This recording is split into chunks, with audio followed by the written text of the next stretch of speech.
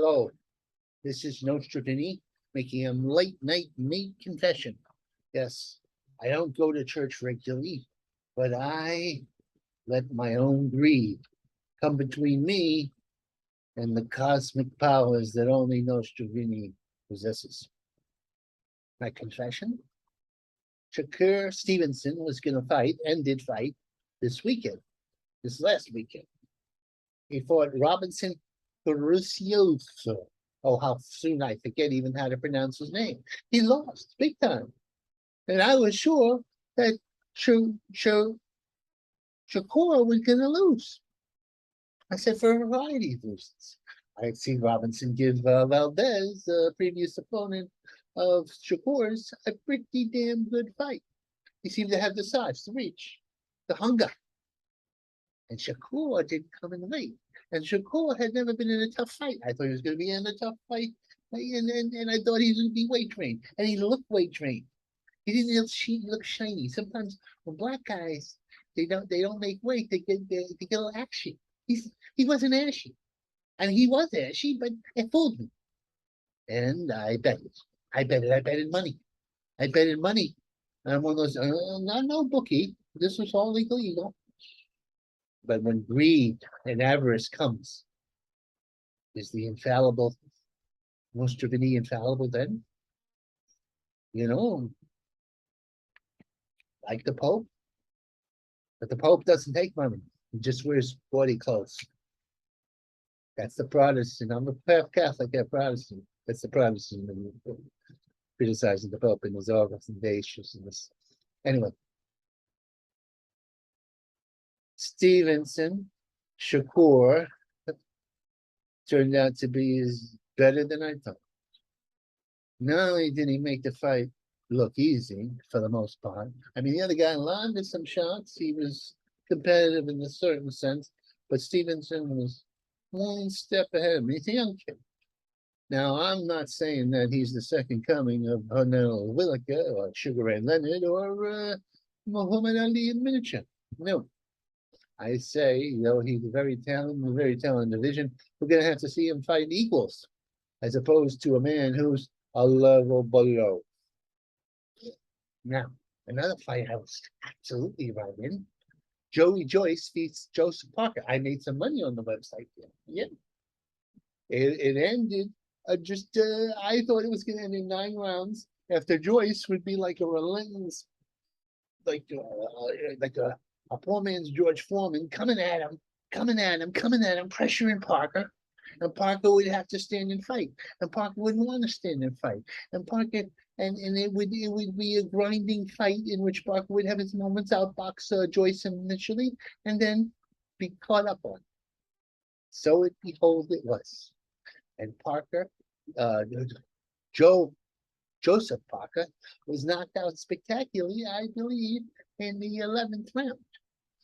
This was a great victory for this new model George Foreman type. Now, he's not quite the Superman that Foreman was, but he's damn good. And anybody out there, there's plenty of great fights to be made.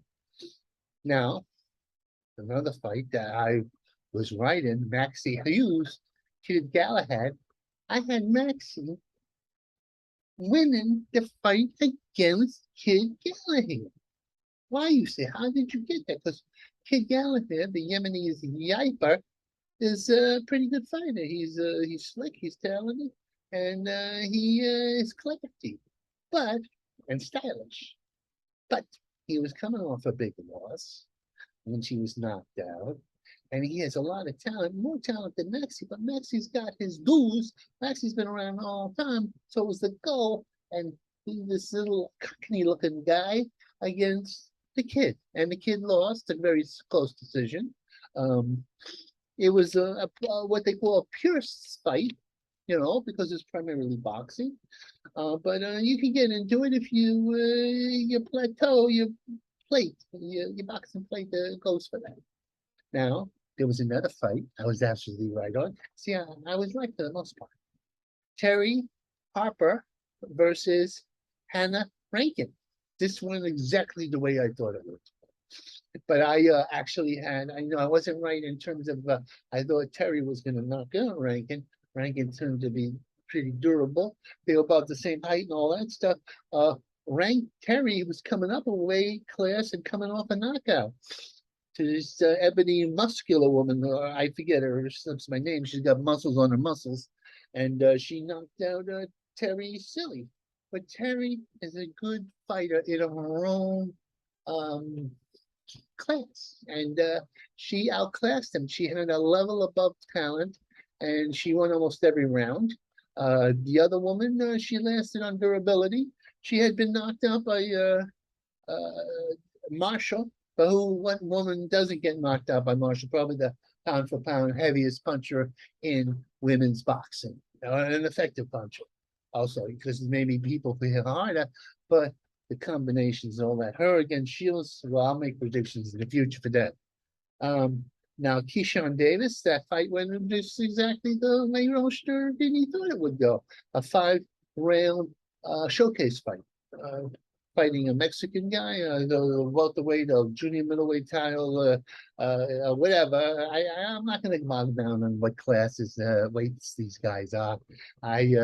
I prefer because, well, it's I have no good reason. I just don't have a good memory. Anyway, that's not the point. This is not a criticizing of my limitations. Anyway, this was an 8-light thing. I'm going to make my predictions for 2 weeks from now, or a week and a half. They're going to have Nigel Benn against another English guy, and they're going to have the Sons of Great Champions. I'm going to research this. I'm going to research the whole card, and I'm going to make my predictions. And they're going to also have some stuff from California. That's very interesting fights too. Predicting the rounds. And I'm going to gamble. I'm going to gamble. I'm going to be gambling. I got to make some money off of this God-given powers of mine. Anyway, I hope I looked in here. I'm a little sleepy. I hope my eyes are working. That's my best attribute, my little eyes. Oh, look at Layla. Layla, how are you doing, Layla? Layla. All right. Time to go. Time to go. Time to go.